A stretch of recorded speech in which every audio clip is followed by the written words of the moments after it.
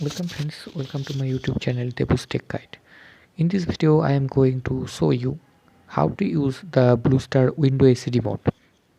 It is not actually depending on the model because more or less every remote of this window AC is same. You can see here it is the minus, so to reduce the temperature, and the plus button is for upgrading the temperature.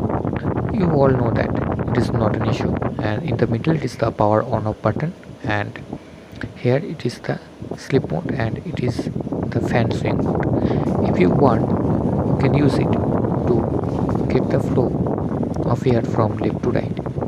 Okay, you can see here the fan rotates from left to right, means actually not the fan, it is the divider of the air, so the air flows from left to right in the room.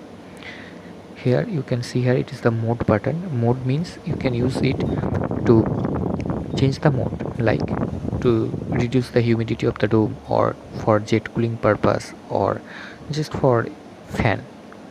It is the light button to light on the remote. You can use it in dark room also.